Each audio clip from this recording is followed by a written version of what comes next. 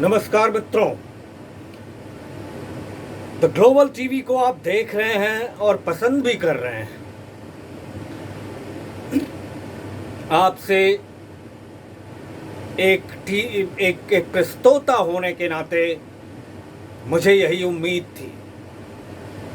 हमने जिक्र किया हिंदी साहित्य का, हमने जिक्र किया अफ़गानिस्तान में जो सिचुएशन बन रही है, हमने 2 इंटरव्यूज आपको सुनाए। लेकिन आज अपने देश की बात, आज वो बात जो हम में से लाखों लोगों को साल रही है। आज हमारे आदरणीय प्रधानमंत्री श्री नरेंद्र मोदी, हमारे गृह मंत्री श्री अमित शाह जी, हमारे विदेश मंत्री डॉक्टर एस जयशंकर जी, उत्तर प्रदेश के मुख्यमंत्री जिन्हें हिंदुओं का मास लीडर माना जाता है, महंत श्री योगी आदित्यनाथ जी, तमाम कोशिशें कर रहे हैं उत्तर से दक्षिण तक, पूरब से पश्चिम तक, कि देश में शांति बनी रहे, एकता बनी रहे।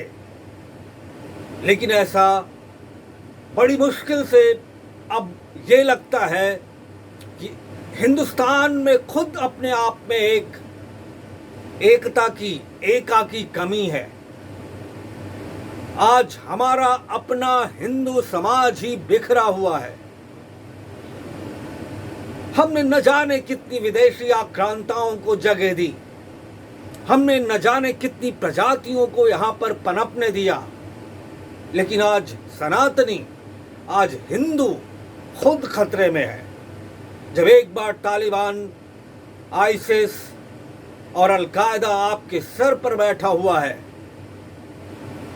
ऐसे लगता है हमने हर चीज को बांट लिया है। आज जब हम बात करते हैं हिंदुस्तान में, आर्यावर्त में, भारतवर्ष में, तो हम देखते हमारे त्योहार बटे हुए हैं।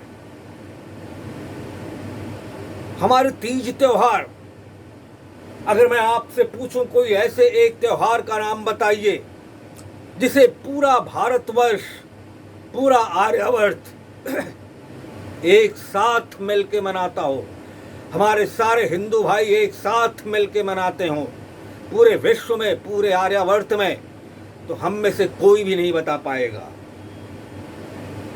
ऐसे लगता हिंदू धर्म फिर एक बार बिखरा हुआ है। आज गणेशोत्सव वो मुंबई और महाराष्ट्र का हो जाता है, दुर्गा पूजा कोलकाता और वेस्ट बंगाल की हो जाती है, कृष्ण जन्माष्टमी मथुरा और वृंदावन वालों की हो जाती है, बिहू बंगाल का हो जाता है, ओणम केरला का हो जाता है, वैशाखी पंजाब की हो जाती है, रक्षाबंधन ब्राह्मणों का, होली शूद्रों का, दिवाली वैश्यों का और दशहरा क्षत्रियों का हो जाता है।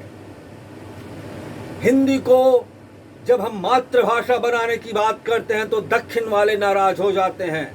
भोजपुरी, मगही, मैथिली, अंगिका, ये सारे जो हैं वो बिहार के हो जाते हैं। मगही हो, बुंदेलखंडी बुंदेलों की हो जाती है, रुहेलखंडी तराई वालों की हो जाती है, व्रज मथुरा और वृंदावन का हो जाता है, अवधी अवध की हो जाती है, हरियाणवी हरियाणा की और पश्चिमी उत्तर प्रदेश की हो जाती है।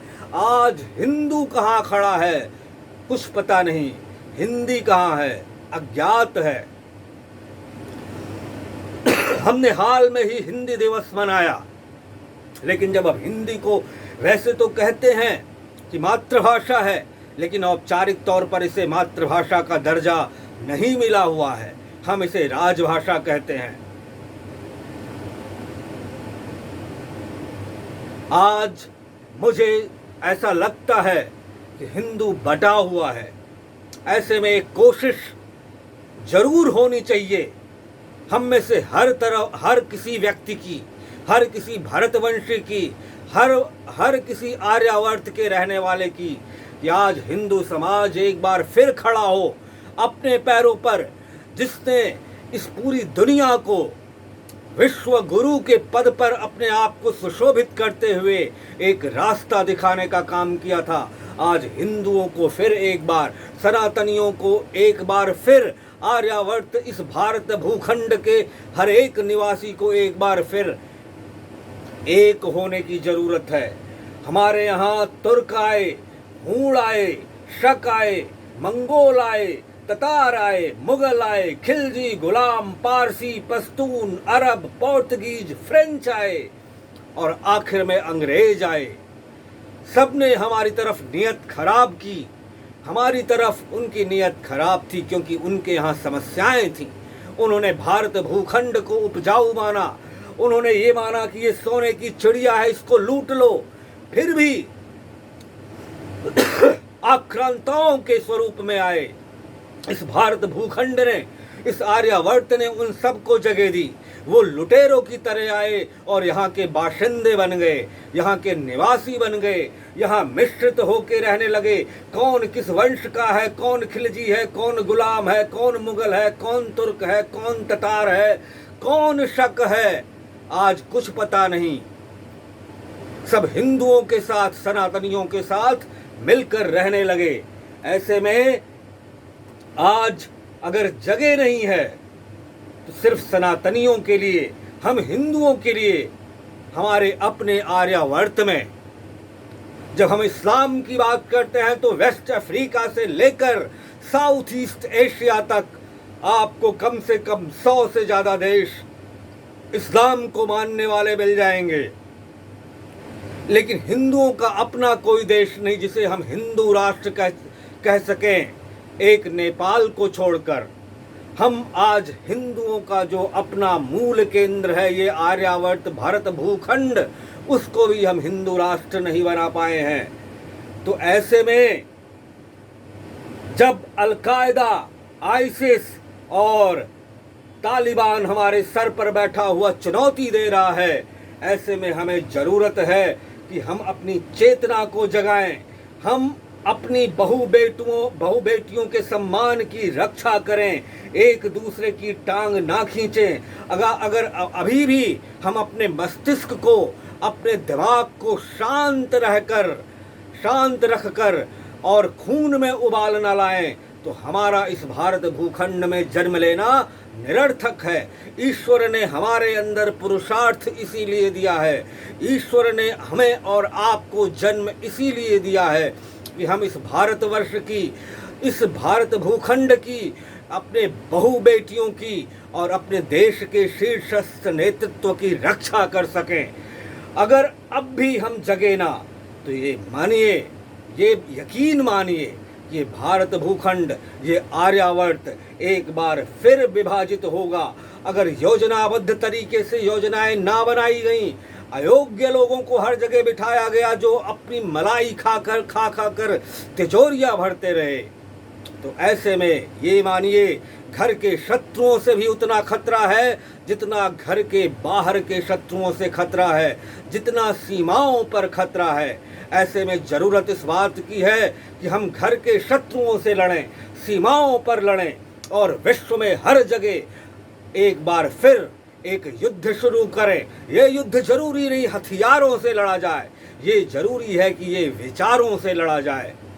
ऐसे में हमें ये देखना है कि इस भारत भूखंड के हर एक निवासी को अपना भेदभाव मिटाकर इस देश के शीर्षस्थ नेतृत्व की छत्र छाया में भारत भूखंड का गौरव, उसका परचम एक बार पूरे विश्व में फिर लहराए। जब आप देख रहे हैं कि हम चारों तरफ शत्रुओं से घिरे हैं, एक तरफ पाकिस्तान है, एक तरफ अब अलकायदा, आईसिस और तालिबान आ गया है, एक तरफ चीन बैठा हुआ है जो सॉफ्ट वॉर लड़ता है, तो ऐसे में हमें जरूरी है, जब आप देख रहे हैं कि वैश्विक शक्तियां हमारा आपका साथ नहीं दे रही हैं, तो ये मानिए ये युद्ध आपका है, ये युद्ध मेरा है, ये युद्ध हर भरतवंशी का है, ये युद्ध आपको लड़ना है। इस युद्ध में आपका साथ कोई नहीं देगा। इसलिए विचारों के हथियार उठाइए और अपने शस्त्रों को तैयार कीजिए। घर के भीतर बैठे शत्रुओं से लड़िए, सीमाओं पर लड़िए, पूरे विश्व में लड़िए। इस भारत माता का, इस आर्यावर्त का, इस भारत भूखंड का गौरव एक बार फिर लहराइए। जैसे कि वो कथनी है कि तेरा वैभव अमर रहे माँ, हम दिन चार रहे न रहे। तो यकीन मानिए अब किसी भी तरह की हंसी ठिठोली का समय नहीं है। अब ये समय है कि हम सभी अपनी युवा, बुजुर्ग, बच्चे, महिलाएं और सभी शिक्षक वर्ग, चिकित्सक वर्ग, वैज्ञानिक वर्ग सभी अपनी ऊर्जा को इस भारत के निर्माण में लगाएं। जिस नवनिर्माण का संकल्प प्रधानमंत्री श्री नरेंद्र मोदी ने किया है, उस नवनिर्माण में हम सब सहभागी बने। क्योंकि ये मानिए कि परिस्थितियां विपरीत हैं, आर्थिक दशा कोई ऐसी नहीं है जिस पर हम अभिमान कर सकें। ये संपूर्ण विश्व में ऐसी स्थिति है। पिछले 2 सालों से जो महामारी फैली, उससे कई व्यक्तियों की, कई उद्योगों की कमर तोड़ दी है। ऐसे में हमें फिर से खड़े होना है, एक नव भारत का निर्माण करना है, एक आर्यावर्त का निर्माण करना है, इसको विश्व गुरु के पद पर एक बार फिर बैठाना है। ऐसे में हमें विचारों की लड़ाई लड़नी है, हमें घर के भीतर बैठे शत्रुओं से लड़ना है। षड्यंत्र को पहचानिए जो इस भारतवर्ष के खिलाफ, आर्यावर्त के खिलाफ हो रहा है, और लड़िए। यही एक रास्ता है, ये नितांत आवश्यक है। ऐसे में मैं आपको एक ऐसे महापुरुष की कहानी सुनाऊंगा जिसने शायद आखिरी बार इस भारत भूखंड को एक किया था, जिसने सभी जातियों में जो विद्वेष फैला हुआ था उसको दूर करके, छुआछूत को हटाकर सभी जातियों को एक किया था। हिंदू धर्म के अंदर रहने वाले सभी वर्गों को, सभी जातियों को एक करके। लेकिन उसने ऐसा सिर्फ जादू की छड़ी घुमाकर नहीं किया था, उसने इस देश के कोने कोने की यात्रा की थी, लोगों से संपर्क अभियान चलाया था, एक एक लोगों के दुख सुख में शरीक हुआ था। उसका नाम था बापू, महात्मा गांधी, मोहनदास करमचंद गांधी, जो आपका आखिरी अजानुबाहु कहा जाता है, और जिसके बारे में आइंस्टीन ने कहा था, महान वैज्ञानिक आइंस्टीन ने कहा था कि आज से 1000 साल बाद आने वाली प्रजातियां ये कभी मानेंगी नहीं, इस धरती पर हाड़ मांस का एक पुतला मोहनदास करमचंद गांधी, महात्मा गांधी बापू के नाम से कभी चला था, जिसने अहिंसा की लौ जलाकर, अहिंसा की ज्वाला जलाकर अंग्रेजों से भारत को स्वतंत्र कराया था, पूरे विश्व में शांति और अहिंसा का पाठ पढ़ाया था, क्योंकि उसका जीवन ही संदेश था। मैं अगली कड़ी से मेरे प्रिय श्रोताओं, मेरे प्रिय दर्शकों, अगली कड़ी से मैं एक ऐसे लेखक की 7 वॉल्यूम में आई हुई किताब का पठन करूंगा, जो बापू के नाम से मशहूर है। और इन 7 जो इसकी श्रृंखलाएं हैं, 7 किताबें हैं बापू के नाम से, वो आपको बापू के, महात्मा गांधी के अनछुए पहलुओं को बताएंगी। इस कृति के, इस रचना के रचनाकार हैं मधुकर उपाध्याय। इस कड़ी में मैं मधुकर उपाध्याय जी के बारे में आपको कुछ बताऊंगा। एक धार्मिक लेकिन छोटे से शहर अयोध्या में मधुकर उपाध्याय जी का जन्म हुआ। लेखन इनके जीन्स में था, जेनेटिक ऑर्डर में था। इनके प्रपिता बद्री नारायण प्रेमघन, चौधरी बद्री नारायण प्रेमघन उपाध्याय खुद भारतेंदु हरिश्चंद्र के समकालीन थे, लेखक थे, कवि थे, नाटककार थे, पत्रकार थे। कहते हैं उत्परिवर्तन होता है, मेंडले का नियम है, उत्परिवर्तन होता है। 2-3 पीढ़ियों बाद मधुकर उपाध्याय जी में वही उत्परिवर्तन हुआ। लेखन की जो मूलभूत, लेखन का जो मूलभूत गुण है इन्हें मिला, और अयोध्या के साकेत महाविद्यालय से साइंस ग्रेजुएट होने के बाद ये गोरखपुर विश्वविद्यालय से लॉ की पढ़ाई करने लगे, और फिर वहाँ से इन्हें भारतीय पत्रकारिता संस्थान, भारतीय जनसंचार संस्थान IIMC में दाखिला मिला, जहाँ इन्होंने पत्रकारिता की पढ़ाई की। बाद में इन्होंने वहाँ अध्यापन भी किया। दृश्य श्रव्य पत्रकारिता, radio and television journalism, audio visual medium का जो पाठ्यक्रम है उसकी शुरुआत की IIMC में, जो बाद में शुरू हुआ। कई सारे अखबारों में इन्होंने काम किया। शुरुआत कर दी थी जब ये पढ़ रहे थे साकेत महाविद्यालय में, उसी दौरान लिखना पढ़ना। और बाद में दिल्ली आकर इन्होंने 10 सालों तक ब्रिटिश ब्रॉडकास्टिंग सर्विस में अपनी सेवाएं दी।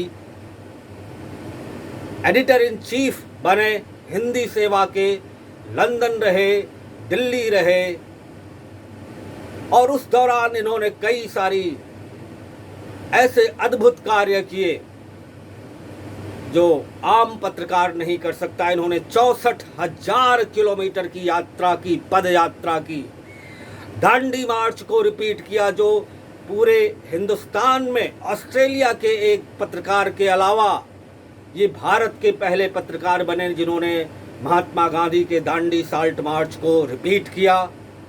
इन्होंने भारतनामा, भारत को समझने में भारतनामा नाम का एक रेडियो के लिए कार्यक्रम बनाया, जिसमें इन्होंने 64,000 किलोमीटर की यात्रा की। स्वतंत्रता के 50 दिन पहले से लेकर स्वतंत्रता मिलने तक जितने तरह की गतिविधियां हुई, मीटिंग्स हुई बड़े बड़े नेताओं के बीच, इसको लेकर इन्होंने 50 डेज बिफोर फ्रीडम नाम से एक किताब लिखी। और एक मशहूर किताब जो आजकल ये खुद पढ़ रहे हैं अपने YouTube चैनल अवध पंच पर, किस्सा सीताराम पांडे का। एक अद्भुत व्यक्ति थे सीताराम पांडे, जिनके बारे में वो कई जगह से ब्रिटिश आर्मी में तैनात रहे और अवध के रहने वाले थे। उस पर भी उन्होंने एक किताब लिखी। और ये जो किताब है, एक उन्होंने और किताब लिखी 1915 गांधी, एक खामोश डायरी। लेकिन मेरा जो मैं बापू के बारे में, महात्मा गांधी के बारे में जो मैं पढ़ने जा रहा हूं, उस किताब का शीर्षक है, 7 खंडों में है, बापू। पहली किताब है पोरबंदर से लंदन, दूसरी है दक्षिण अफ्रीका के दिन, तीसरी है पहला प्रवासी,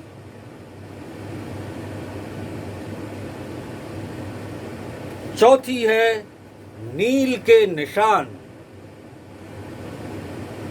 पांचवी है दांडी कूच, छठी है भारत छोड़ो, और आखिरी खंड है 7वां नियति से मिलन। तो इन 7 किताबों का, 7 खंडों की किताबों का, बापू नाम से जिसका शीर्षक है, मधुकर उपाध्याय द्वारा रचित ये रचना, ये मैं आपके सामने प्रस्तुत करूंगा। और चाहूंगा ऐसे समय में जब भारतवर्ष को, आर्यावर्त को, इस भारत भूखंड को जरूरत है एक रोशनी दिखाने वाले की, इस पूरे भारत खंड को, विश्व में फैली समस्त भरतवंशी प्रजाति को एक करने की, एक छाते के नीचे लाने की, इन विपरीत परिस्थितियों में, इन विपरीत वैश्विक परिस्थितियों में, तो मैं आपसे ये उम्मीद जरूर लगाऊंगा कि आप 7 खंडों की इस रचना बापू उस आखिरी व्यक्ति के जीवन के बारे में जिसने समस्त भारत को, आर्यावर्त को, भारत भूखंड को एक छाते के नीचे लाने का काम किया था, उस रचना को जरूर सुने। बहुत आनंद आएगा। बहुत ही रुचिकर रचना है। एक कहानी के माध्यम से बापू के अनछुए पहलुओं के बारे में आपको बताया जाएगा। बने रहिए द ग्लोबल टीवी पर, सुनते रहिए मुझे, प्रोफेसर डॉक्टर रत्नेश द्विवेदी को। लाइक कीजिए, सब्सक्राइब कीजिए हमारा चैनल, और ट्विटर पर हमारा हैंडल है द ग्लोबल टीवी 2 के नाम से। अगली कड़ी में मैं शुरू करूंगा बापू के जीवन के अनछुए पहलुओं को आपसे शेयर करूं, आपसे वितरित करूं, इस उम्मीद के साथ कि जिस आखिरी व्यक्ति ने, बापू ने इस पूरे आर्यावर्त को, भारत भूखंड को एक छाते के नीचे लाने का काम किया। विपरीत परिस्थितियां तब भी थीं, विपरीत परिस्थितियां आज भी हैं। ऐसे ही हमें ये किताब रोशनी दिखाए और पूरा आर्यावर्त, पूरा भारत भूखंड, विश्व में फैली हुई आर्यावर्त की प्रजाति एक छाते के नीचे आकर इसको विश्व गुरु के पद पर फिर ले जाए। इसी उम्मीद के साथ मैं विदा लेता हूँ। अगली कड़ी में फिर मुलाकात होगी। धन्यवाद। जय हिंद।